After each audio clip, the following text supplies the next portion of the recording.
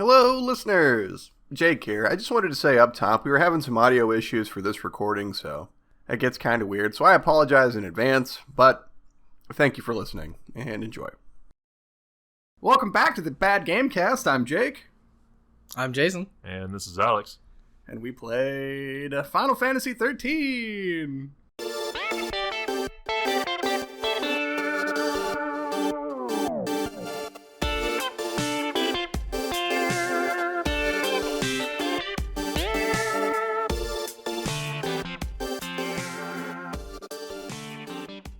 Contain your excitement, gentlemen.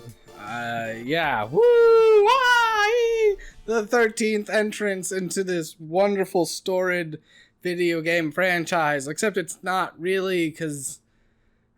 do you count 11 as regular entry because it was MMO, but then there was also 10-2, so this is actually the 14th game? Yeah, how do the spin-offs work in the, main canon?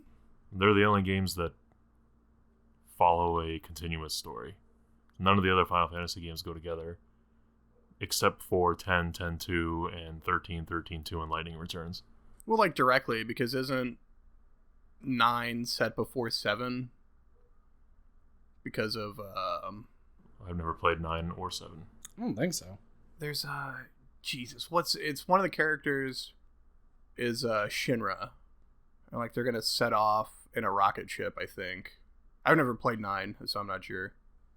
I know some of them are connected, but they're very weird, loose ways.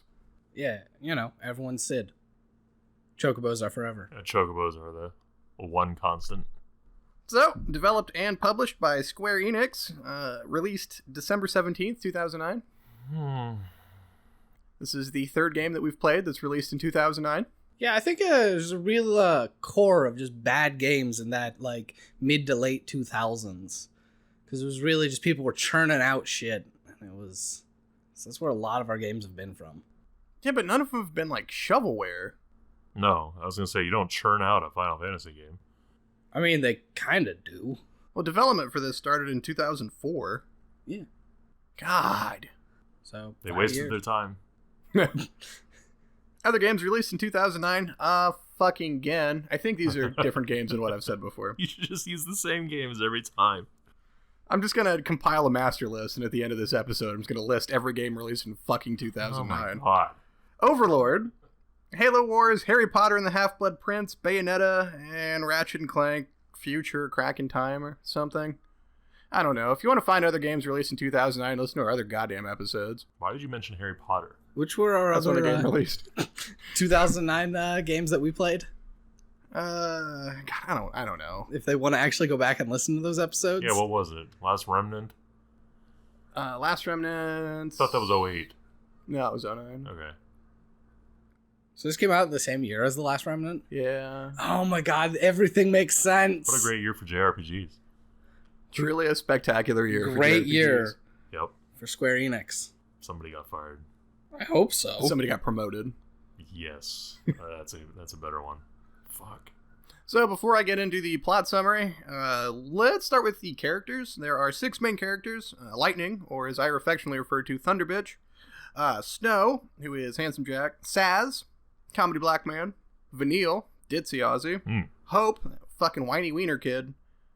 And Fang, the mean Aussie bitch. And you don't get all of them up front, but eventually that's your main party. So you do eventually get all of them in your party at once? Yes. Wow. What's that like? Did you even get to Fang? I don't think so. I don't know who that is. Is that a woman? Yeah. She's got a spear. No. Covered in tattoos? No. Oh, yeah. Fang's kind of awesome. That doesn't ring a bell. I know Lightning and I know Vanille. Yeah, Lightning and Vanilla. Right. Vanilla Lightning. So the story... That's a great porn star name. I'm Vanilla Lightning.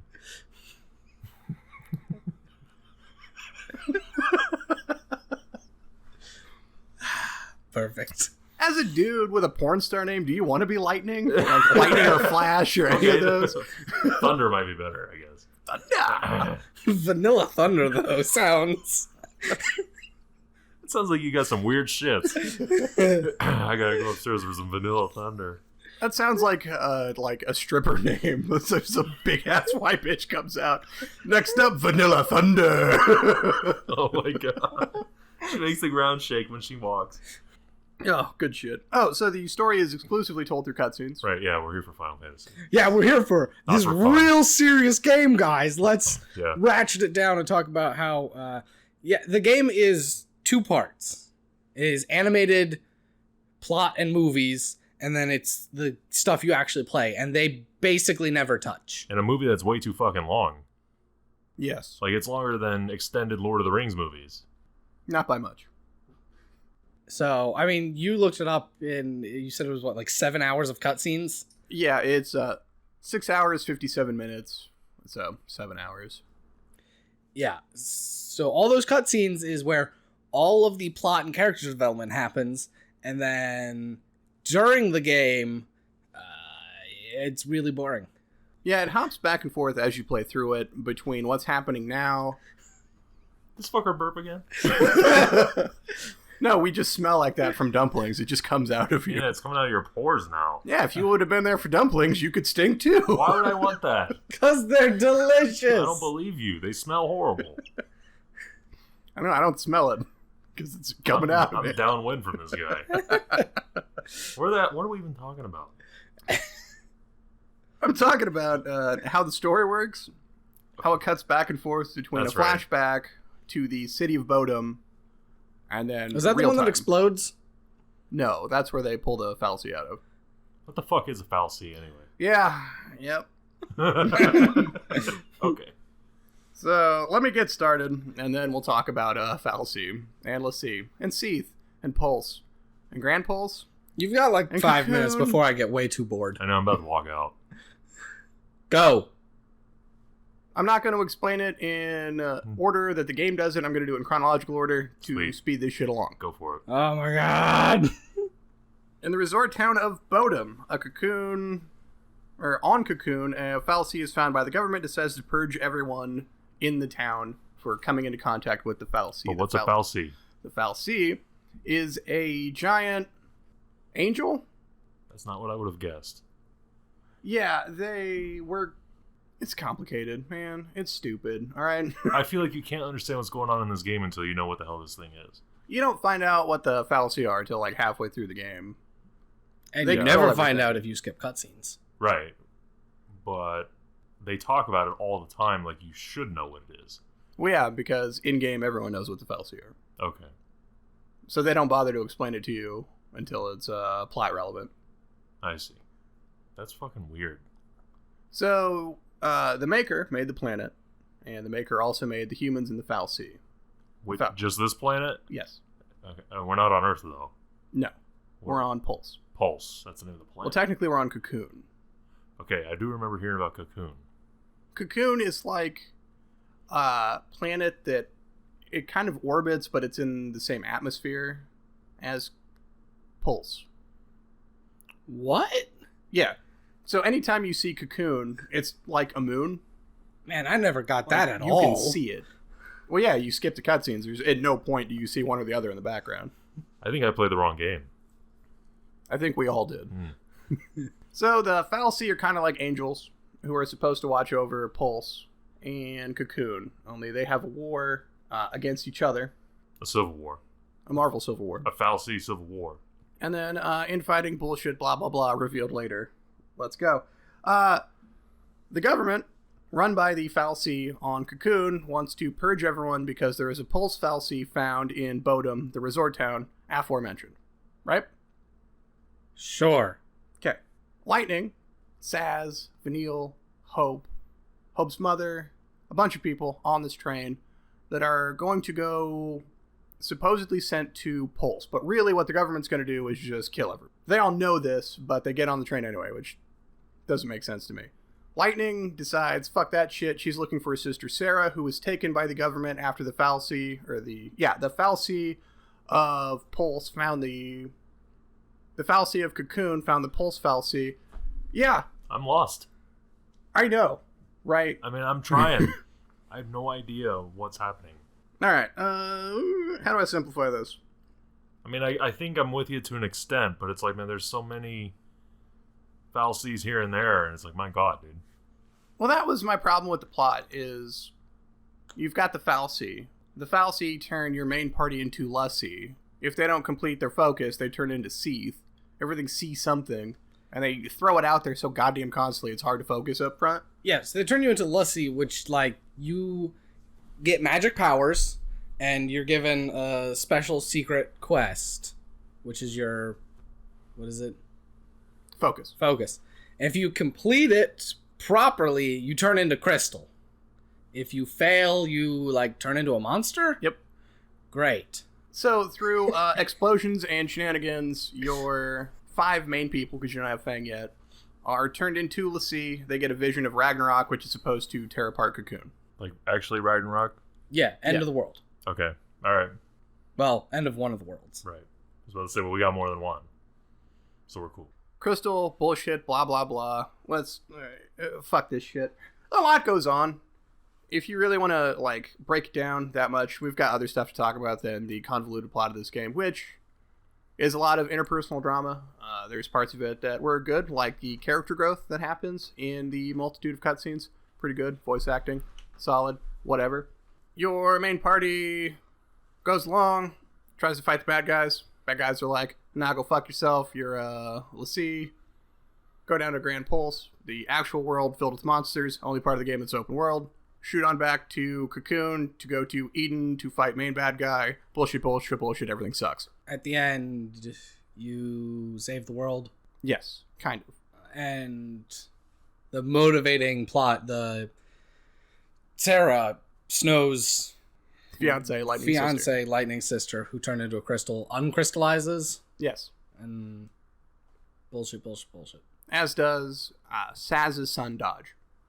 Yeah. Great. Didn't even know he had a son. Yeah, he's cute too. Huh. Do you only see him in cutscenes, though? Oh, yeah. Is it the little bird that flies in his hair all the time? Is that his son? No. Oh, man, that'd be cool. No, the chocobo that Saz keeps in his hair was a present for his son. Oh. It's a downer. Then the government took his son.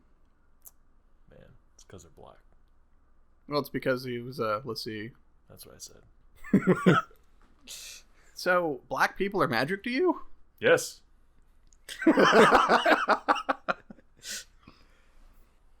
All right, I've got man. a couple pages if you want to break through the story. No. Yeah. Honestly, truly, I don't care. Can you hit on the main topics? At least so we get an idea of what's going on. Some kind of context. It's funny, he's got a novel over there. Yeah. And it's... Because it's a bunch of convoluted, weird... And I know you cut it down. I did. And I'm just looking like, my God. It's 7 hours, and then he tried to cut it down, and now we're trying to cut it down to even less time, and if the listeners, if you really care about the plot of this game, go find a summary, read it, go watch the 7 hours of cutscenes. I'm sure someone made a supercut of it. Oh, they did. Just do that, and, spare us the trouble. This one time. Spare us. Yeah, give us a fucking break on this. There's a shit ton to cover, and it's not that good. Like, I tried explaining it, and it sounded weird coming out of my mouth as I was reading it off the page, because it's a fucking mess. Guys, I can't do anything about that. This is too much. Too much stuff. And you don't give a shit. No, I played through it, and I wasn't invested in the characters. I don't care. I mean, I'm sure we didn't give a shit, because we skipped all the cutscenes. Yeah, after the first chapter, which I watched them all in the first chapter. Yep. But the first chapter is confusing as all hell because they just kind of dump you in. They're like, here's your characters, do stuff, fight people. And I'm like, what? And then when you start skipping cutscenes, you lose any connection to any of these people. And well, and he didn't, and he still doesn't care. I don't. The only character, well, from the onset, the only character that I liked was the most grounded one, Saz. Lightning doesn't like anybody. It's her character arc. She gets over it. Hope is super whiny the whole time. His character arc, he gets over it. Vanille runs away from everything. She gets over it. Snow, he's kind of dumb. They all seem kind of like stereotypes, like, of Japanese games. They're not, like, I don't think there's real people that act like this, but I'm saying, like, I feel like I've seen a character like each and every one of them, except for whatever the last bitch's name is, because I didn't actually see her. Fang. Yeah, but I feel like we saw a copy of everyone else in games before.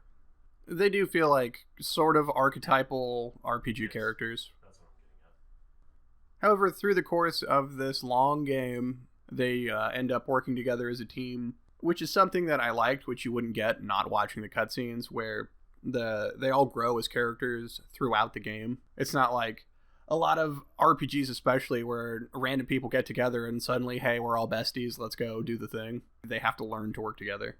Especially Hope and Snow, because Hope wants to kill Snow because his mother died for volunteering to help fight the government, which is on her. It's not on Snow. It irritated the shit out of me. I mean, he gets over it. Boo-hoo, my mom's dead. Whatever, my mom's dead, let's go. Yeah, let's move on from the plot and talk about some of the other aspects of the game, like the graphics. Sure. No matter what you think about the game, it looks damn good. Meh. I didn't play when it came out, so we've obviously seen better. Well, I think even today it still looks pretty good. The cutscenes are... Yeah, for PlayStation 3, I think it looks good. Yeah. It's certainly got that square polish. Yeah. The aesthetics are pleasing. Words. Words, stuff, complimentary about some things so that we can be really not complimentary about other things. Hey, we don't have to be nice about anything. Just shit on the whole thing if we really wanted to. Yeah, so I mean, the graphics are pretty, but, like, the music, anything like that, I couldn't.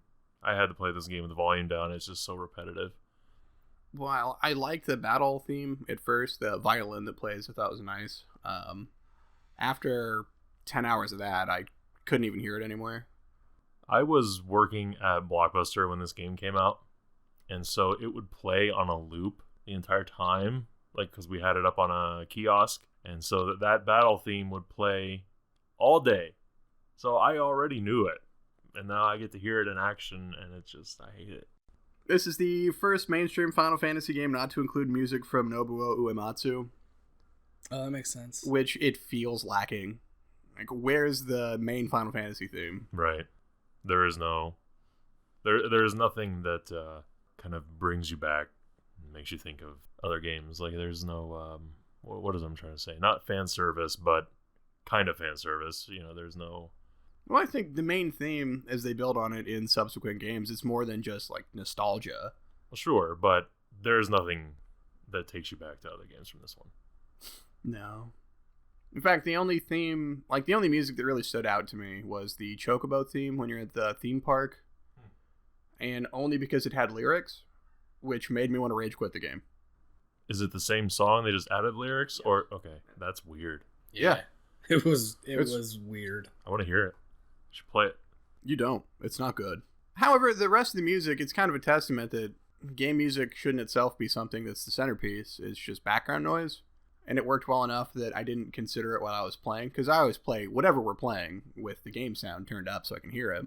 It served its purpose. Nothing stood out, which I think kind of sucks, as I like listening to game soundtracks. So it was net neutral. Super boring. Hooray! Yeah, I mean, I don't know. I don't really listen to most games I play. Unless I really like the soundtrack, I'll usually mute it and then just use subtitles for everything. Yeah. I mean, I typically just like to play music for anything while I play.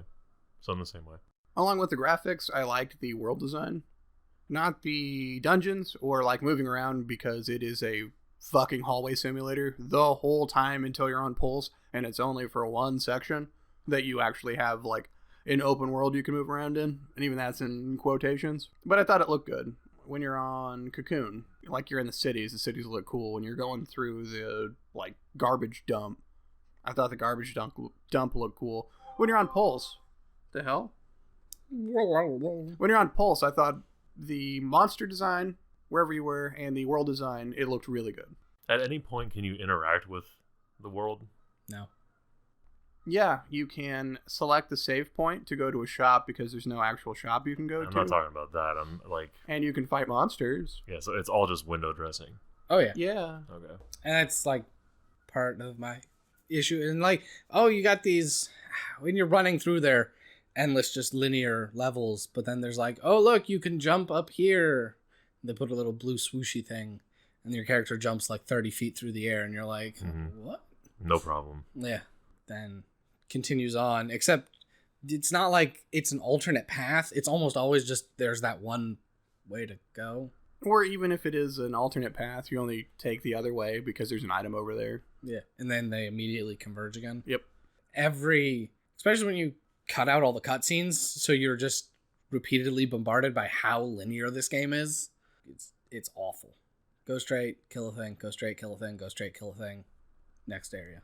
See, that sounds terrible, but playing it with the cutscenes isn't that much better. You've got moving around, action, fight, and then you sit and watch a cutscene for 5 minutes or for 10 minutes where you just sit there and you do nothing. And oftentimes what's happening isn't that entertaining. There are a few cutscenes throughout the game where the action is pumped up and it's fun. When your party gets back to Cocoon from Grand Pulse, they show up, it's the middle of a race, the government's there, they start throwing troops at them, they're hopping off like the cars as they're racing by. That was an awesome cutscene, and there's not that many that are that exciting. It's mostly just your characters talking, get to know one another, which is something that I like when you're walking around. No matter what characters you have, they'll talk to each other as you're just walking through the levels. They don't say anything important or interesting, but they do talk to each other. Communication. You get like Vanille who'd be like, oh, a flower, and then Snow would say something stupid like, I'm a hero. The whole time all I can think of is he's the handsome Jack. Just because you keep saying you're a hero doesn't make you a fucking hero. And he's stupid. He never plans anything, and he just rushes straight in. That's his character trait. Yeah. And it works out for him. He's the stupid, impulsive one. Except he's also incredibly strong and the best tank that has ever walked the planet, so it works out. Yeah. Yeah, goddamn it. If he can't take a hit and hit even harder. So do you guys want to talk about the leveling system or the classes? It all kind of goes together. It's all really, Okay. Let's talk about the classes. You have 6 main classes. You've got Commando, who does physical damage. The Ravager does magic damage. Sentinel, which... tank. It's just shield. Saboteur, who debuffs the enemies. Synergist, which buffs your party. And Medic, who medics. I shouldn't have to explain what a medic does, Jason. What does a medic do? They give out soda. Ooh. What kind of soda? Is it lychee flavored? So you start off with your party... Each individual person in your party having 2, right? Or do they just have 1? I think most people have 2. Yeah, you eventually learn a 3rd, and then you eventually have access to all 6. Yeah. So that's freedom. Yeah, well, like... Eventually. Throughout over half the game, you are stuck with certain party members, and then as you progress through the story, it hops back and forth between them, which is irritating. But when you can finally have everybody together and you can build the party the way that you want, it's better. It is better. Yeah, I didn't beat the game, but I got just to the point where, yeah, you have everyone and you can actually, like, have options. So you can arrange them. You can use, like, formations and stuff. Is that possible? Kinda. Because in past games, like, you could put characters in the front row and the back row. Oh, no. Oh, that's it. You can't do that. No, you get to pick which leader you want, and then the other 2 people to bring with you when you fight. So anybody can be a leader in the party? Yep. Okay. But there is no front row, back row, which sucks. Also, if you're in a non-offensive role, you don't attack. So a medic cannot attack. Right. All a medic will do is heal your party. And when your party is at full health, they just stand there and do nothing. Or the synergist, once all your party is as buffed as they can get them, they just stand there and twiddle their thumbs. Which is weird that because, you know, these characters are trained, like, as commandos and, what's Ravager? Mm-hmm. That, you know, you're like, you're a medic now, and they heal, and then it is incapable for them to think, I should probably also attack. Yeah, it's weird how you have the paradigm system where you've got 9 options where you can set each one of your 3 party members once you have 3 people to actually use, because most of the time you've got 2. You can set what you want them to do, and then you hit L1 and you can switch between the roles. So let's say you've got a Commando and a Ravager, and you can switch them in the middle of a fight to Commando and Medic, or Saboteur and Ravager, or whatever. Right, and doing so gives you a boost to your combo meter, doesn't it? Or it keeps it where it is so you can maintain your combos a little bit longer. No, but if you time it right, you get your action points refilled automatically. That's what I'm saying. Yeah. That's what I'm saying. Okay. I forgot what they were called. So it's like, yeah, I mean, during battle, you're constantly switching paradigms. The game wants you to. That's the way I played it. I did. Well, I wasn't constantly switching. The party I ended up with was Lightning as a Ravager, because she magics so hard. Snow as a Commando to just punch people, because he's fucking awesome at it. And then the only one that I had switch what she actually did was Vanille, who was either a Ravager to throw out combos, Saboteur to debuff the enemy while Lightning and Snow kept on with the damage, or Vanille as a medic, so they could get heals as they kept up the damage. That was it. She's the only one that I changed, and I would just hop back and forth, and that took me through most of the game by the time I got to have the three of them. Which was well over halfway through the game. Yeah, but I spent more time doing that because I was running around grinding. I wasn't even doing side quests, which there are, kind of. They all come down to hunt quests. It's dumb. Yeah, but that's what side quests are. They don't have to be. They don't have to be, but that's what they are. Well, because you never interact with other people, so you find, like, Fallen, Lassie, and they're like, I was hunting this and I didn't make it, blah, and you're like, I'm gonna do it for you, and then they give you shit if you do it. I do like shit. Yeah, I bet you get good shit for doing it too, but it's boring. That's because the game's boring. Inherently, just playing more of the game is bad. As I went through the game, at no point did I want to grind, because it's not like the combat's not fun. If you have it set to auto, you literally hit one button and the game plays itself. Right, but once the paradigms come into play, that strategy doesn't work as much. You can still just change paradigm and then still hit auto, though. Yeah, but like that'll get you through most enemies, but not like the big ones. Yeah, but it's like the only fights I paid attention to in the entire game were the bosses because of that. So that didn't happen for me. I had it set, instead of being set to auto in the menu, I had it set to abilities, so I had to pick what I did each time. That way it forced me to be more engaged, because otherwise I would have just tuned out and played on my phone while I quote-unquote played it, which helped. Didn't make it more exciting, but it helped. Sure, it forces you to be more engaged. It's just, I don't like that the game forces you to take it upon yourself to force yourself to be engaged. You mean like the game should be engaging? Yeah. Huh. It's like I should want to play and not just mash auto, because some of the fights are absurdly long, just because the opponents, while they're not staggered, are basically immune to damage, and then they're just massive hit point sponges. Oh, the best part about that is it is even more so as you go along. Yeah, I know. The start of each chapter, the difficulty spikes. Chapter 13's stupid. Enemies are so fucking tough. Do they level with you, or can you grind and eventually just mow through people? No, you can outpace them easily. Kind of. I mean, so like in the level system, the chrysanthemum, or whatever it's called. Crystarium. Don't care. Crystarium. That's right. I was just sitting here thinking, hey, chrysanthemum. That's a good word for it. Well, it's because it's what it is. Every time I read it, I was like, yeah, it's the chrysanthemum. And then you click on it and it opens up and there's a flower. Yeah. So that's literally just what I went with. It's capped in every chapter. Yes. So every single chapter you unlock more levels, basically. That is so dumb. Yeah.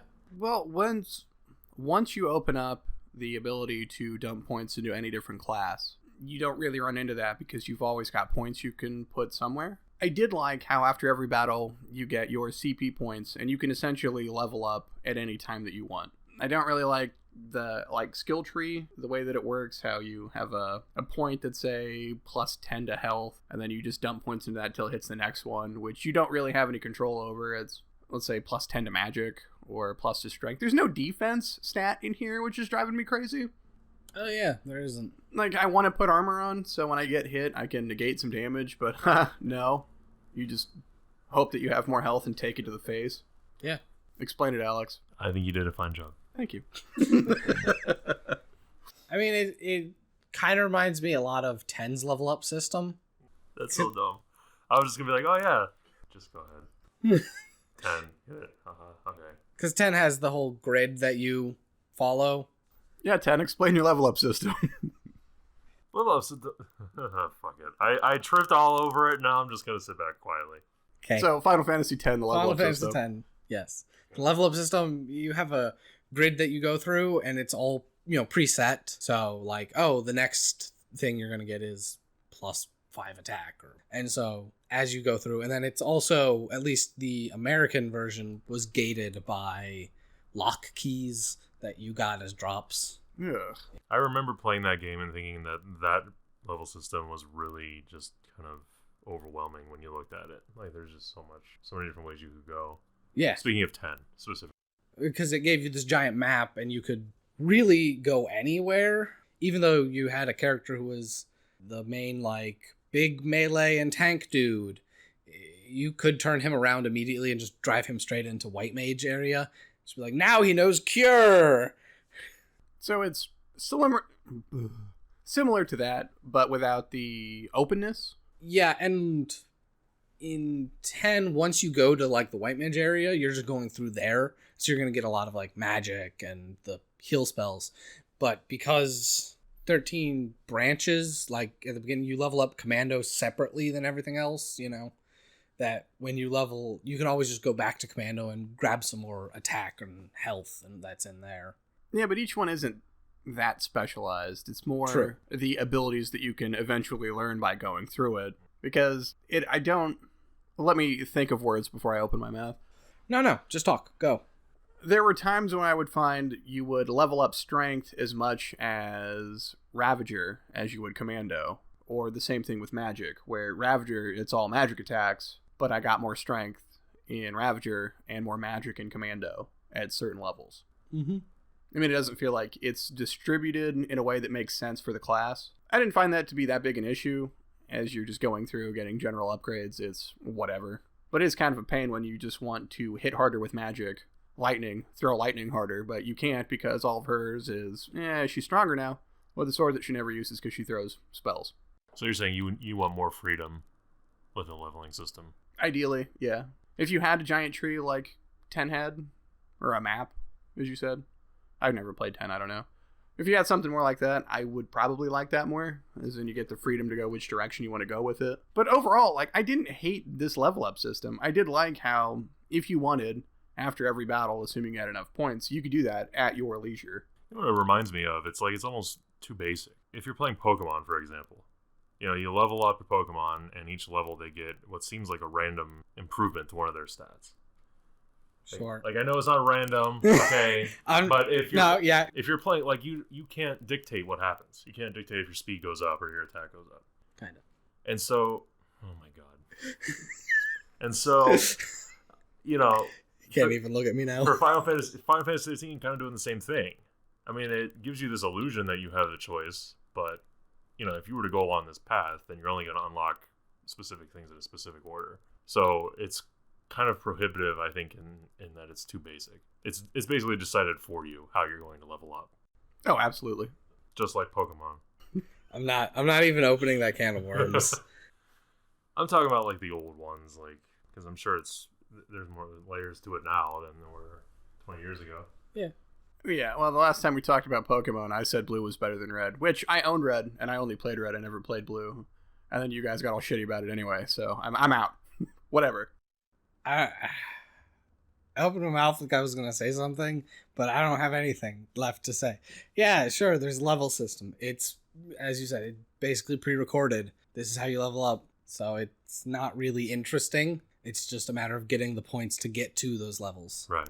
And again, it's gated per chapter, so you can't even grind to be like overpowered. Just like a badge system in a particular other RPG. Because if you I'm not gonna go back to Pokemon anymore. I'm good. I'm no, good. I wanted to see how you're gonna tie this in some more. I was gonna say, like, well, the first badge doesn't that let you train your Pokemon over level 20, and they'll.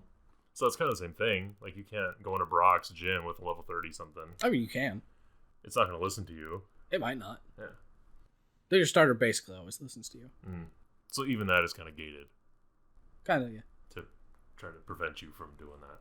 Yeah, but this forces your hand pretty hard. And sure, you can get around it by upgrading your equipment, your accessories, or your weapons, but only if you've got the materials to do so. And at no point does any enemy drop money. They drop stuff that you can sell for money, but no one drops money, which is fucking... Let me earn some fucking gil while I'm fighting shit in a fucking Final Fantasy game. What is that about? Yeah, I don't know. It was weird. That, yeah, you'd get items, you'd get credit chips to go sell for money. Like, why couldn't they just give you the dollars? I don't know. You get credit chips or incentive chips or perfume or a fucking gold bar or whatever. No one just drops straight up gil. Which I'd like the thought in my own head where I come across some fucking jelly monster and I cut it in half in game and it just starts spewing gil all over because it's fucking hilarious. They took that away from you. They took that away from me. They peed on my fucking rug. Really tied the room together. I knew you were going to do that. I was waiting. So, let's see. There is something I wanted to bring up. If you play through the game, and as they introduce more and more plot elements, and then you've got data logs, which give you additional information, blah, blah, fucking blah. There is something that they never bring up, which I found actually interesting. The combined mythos that is Final Fantasy 13, its sequels, and then the Final Fantasy Type 0 and the tie-in shit, all have a shared mythos, which is called the Fabula Nova Crystallis. The part that ties in with this game, well, I mean, it all kind of does, but what I thought was interesting is you get to a point where your hardy team of adventurers is going through an arc which is filled with monsters from Pulse, which were put there by the Foul Sea, but it wasn't. It was put there by the creator, Boonavels, to fight Muin, Boonavels' mother, who is dead. He made Pulse to find a way to get to the other side for gods so that he can kill her again because he thinks she cursed the mortal world. There's a whole lot going on there that they don't fucking touch on in this game. Like, it's there, they don't mention it. It takes more in Final Fantasy X2, and even then, they just kind of scratch the surface and then move on. That shit I found way more interesting than what's actually happening in the game. I went on a 2-hour just wiki rabbit hole reading on about in Final Fantasy 13 lore for no fucking reason because it doesn't help with this. There's some weird side shit. I mean, did it at least help you understand the story a little bit? No. Because that's the only reason I would have done it. It's like, what the hell is all this about? Trying to dive into it, but I don't really have anything else to say about this fucking game. So you got all the way to the end, right? But you didn't finish? No, I got to the end.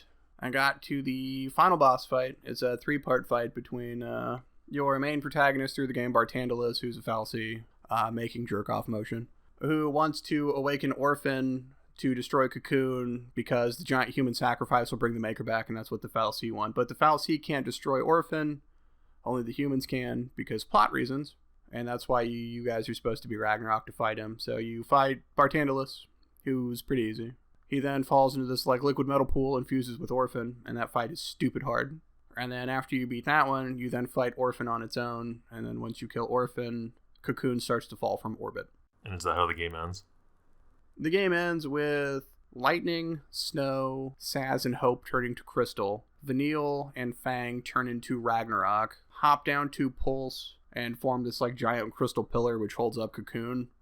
And then the other 4 that turned into Crystal come back. I'm not even done yet. Come back from Crystal with Sarah and Dodge return from Crystal, and they all have a big hug happily ever after, and it comes back to the giant crystal pillar that's holding up Cocoon from Grand Pulse with Snow and Fang in the middle holding hands, and everything's great now, except that it's not, which is covered in Final Fantasy 13-2 when the crystal falls apart and Cocoon's gonna fall, because when they do it you can look that shit's not gonna hold. It's terrible craftsmanship. You didn't make that up. No, God, I wish. Who wrote this? Yes. I didn't even talk about the part where they all turn into Seath. I don't know what that means. Right? The dragon? Nope. That would have been cool. It would have been.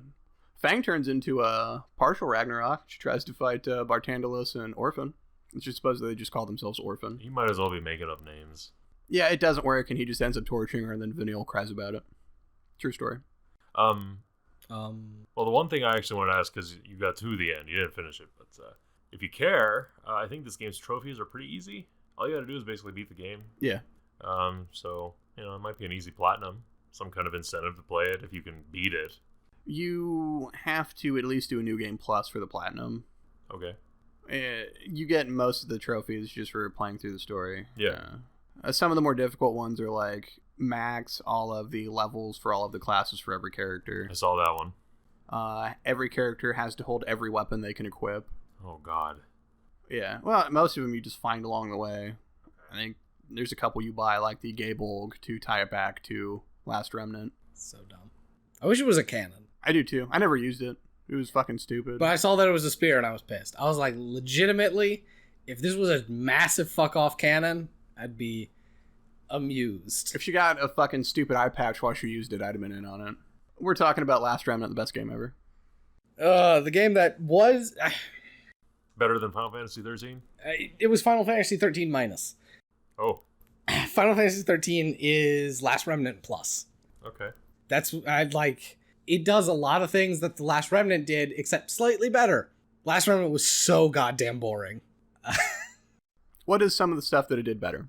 So the battle system, while still often taking a long time, didn't take nearly the, 10 minutes to half hour that the Last Remnant felt like it took. So yeah, it, you take that whole battle system. While I wasn't engaged, particularly in Final Fantasy 13, I was actually more engaged than I was in Last Remnant, where I actually was playing a different game at the same time because of how boring and slow it is. I played more Final Fantasy 13 than I did Last Remnant, but the story in Last Remnant made more sense. It was more straightforward. It certainly was that. Both of those games I didn't beat. I got to the final boss and I couldn't beat him, and I knew it was the final boss, so I just watched an ending cutscene and I fucking called it because it was 60 plus hours for... I forget how much time I put in the Last Remnant. It was too much. I was at 45 hours thereabouts, I think, for Final Fantasy 13, and I was done with it. Weapon upgrade system. Fairly similar, but way better in Final Fantasy. No, it's way better in Final Fantasy. Because instead of requiring specific items, it lets you use any monster parts. Or anything organic. Yeah, or mechanical. I thought it depended on... Nope.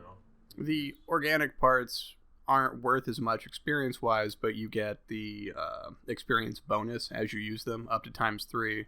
And then the mechanical parts take that away, but they're worth a lot more experience. It lets you use anything, which is really nice, whereas The Last Remnant, if you haven't listened to the episode, go back, listen to it. Listen to how I rant for... I don't even know how long it ended up getting cut down to, because the actual rant was probably about half an hour long, about the bizarre twisting upgrade system. All right. So, Alex, who do you recommend this game for? I don't think I can. The only things that I can think of that this game didn't do poorly would probably be done much better elsewhere. So, what few redeeming qualities there are, like the graphics, and I think sometimes the battle could be fun if it's not constantly monotonous and repetitive. You could go play a multitude of other RPGs and have a better experience. So no, I see no reason to play this game. It shouldn't even count in Final Fantasy. Why did they make 2 sequels for this? Because I've played the next 2. They're all very similar. And when I played Lightning Returns, I literally fell asleep with the controller in my hand. So, because I think they streamline it even more. Really? Yeah. Wow. The characters are cool, I guess. They look interesting, sort of. No, but no, I got nothing. If someone has a ton of time on their hands and they're like, man, if I don't find something to do, I'll have to kill myself. And the only thing they have around them is Final Fantasy 13. I guess, do that. But I found it overly long and overly boring. That's it. There's no reason to play it. To go off with what you had said, Jason, if you liked The Last Remnant because you're wrong in the head... Nobody liked it.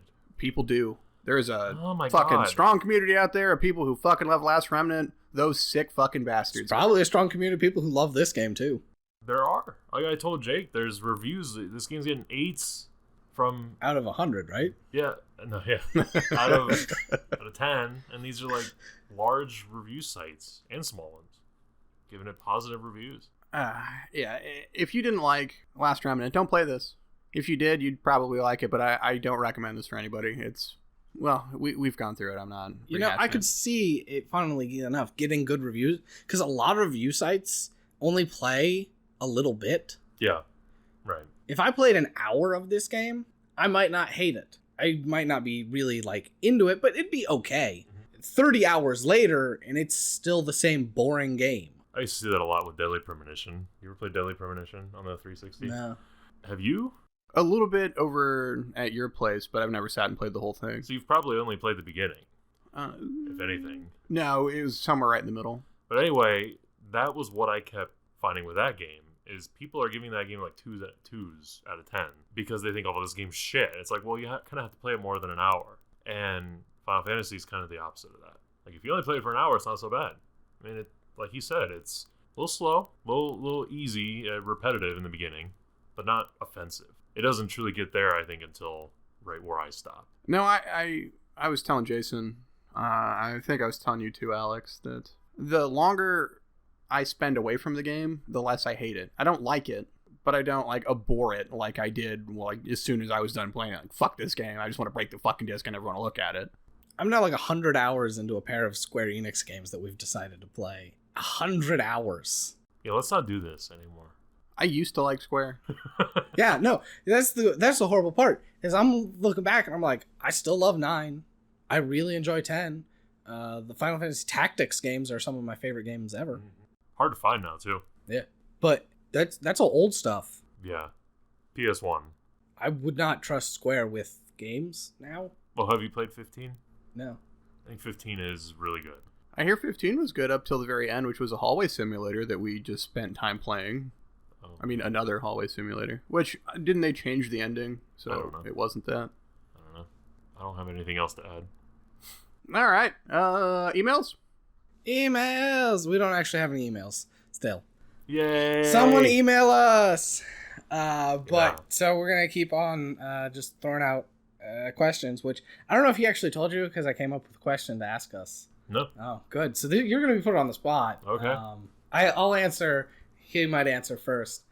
Give me some time to think of an answer. Yeah. If I have to. So, basically, we've talked about a lot of our gaming past and stuff. So, I was wondering for you two, because I know I have an answer of if you have any like guilty pleasure games that you like that probably are not that good and you wouldn't recommend for someone else, but you still like anyway. Because for me, there is a Yu-Gi-Oh game on the PS2 called Yu-Gi-Oh! Duelist of the Rose. It's not a good game, but I really enjoyed it because it's a collectible card game / like strategy game. It's real dumb. If that doesn't sound like a great time to you, don't go near it. If it does, it's still really dated now, but I still enjoy it. Because I know Jake has played the game and he absolutely hates it. I did hate it. Really? Oh, yeah. My stepbrother Aaron had it. And, like, I'd get bored. Fucking throw it in. Like, oh, why? Why would you buy this? I think he liked it. I don't know. He was wrong. He was stupid. It's whatever. Come at me, Aaron. He probably could. He's huge. You still need some more time? No. But you go ahead. All right. The more I think about this, it keeps changing. Like, I want to say the first Killer Instinct on Super Nintendo is being objectively not good, and that's not true. It's okay, unless you're Cinder and you're just spamming that bullshit shoot across the screen. What I am going to say that was also a fighter, Clay Fighter, Which one? the first one. Is that considered a bad game? I don't consider it a good game. Those games are fun. They are fun, and like, occasionally I'll go back to it. Just really appreciate the visuals. Back when Claymation was everywhere. Yeah, and like I'm not good at it, but I'll do a couple rounds, and that's all I ever want to play. But I keep coming back to that one. Can I say Battlefield 1? You can say whatever you want, man. Well, I mentioned earlier, Deadly Premonition's a game I think a lot of people really fucking can't stand. And to that I say, give it a chance. You don't understand. I also have a good time playing Britney's Dance Beat on the PlayStation 2. It's just a rhythm game, and you're a backup dancer for Britney Spears. Sure. It's great. And she gives you like little words of encouragement, and it's actually her. Oh, So, shit. Yeah. It's Britney, bitch. They ponied up. They got the real thing, man. It's authentic Britney Spears experience. But yeah, that's probably the lowest I've sunk. Yeah, with my two children, I'm not gonna knock you for playing some Britney dance game. It's whatever. Yeah. I mean, it's not mine. I Sure. don't own it. You just rent it. No. Continuously. Tap to it every Saturday. It's gotta be hard to bust those dance moves with your dick in your hand, right? Nah, it's extra No. points. No. That Britney helicopter special. I'm really trying to think of something else, and that's really, I think, the worst one I could come up with. Nightmare Creatures? Oh man. Nightmare Creatures is fun, though. It's an old Souls game. I don't know about fun. Nightmare Creatures is a game. That much is true. It's not bad, I guess. High praise. Play it on the PlayStation, though, so it has those FMV cutscenes. Yeah. Are we going to do the Shaq Fu game coming out? When it comes out? Fuck yeah. Oh, 100%. What about Two Worlds 2? No. Eventually. No. Because that game's not as bad as the first one. You'll be disappointed. Catch us next time for Two Worlds 2. No. Minus Alex. Minus me. Whatever fucking next game we're playing, I'm not playing it. Fuck both of you. Somebody needs to know what the hell's going on. I vote you. You're gonna be disappointed. That feels unlikely. Okay. Plug your shit. Bum. Me? Yeah, sure. You can find me on YouTube at 10 Rules Law. Twitter at 10 Rules Law. And that's good enough for now. You can follow me on Twitter at Jake Prey. I haven't put anything on YouTube for a while, so I'm there, but don't bother. Don't bother looking for Jake. And then you can find our Twitter at TheBadGamecast or TheBadGamecast@gmail.com. Send us questions, recommendations. If you have a bad game you want us to play. Ooh, that'll be fun. Thanks for listening. Good night, everybody!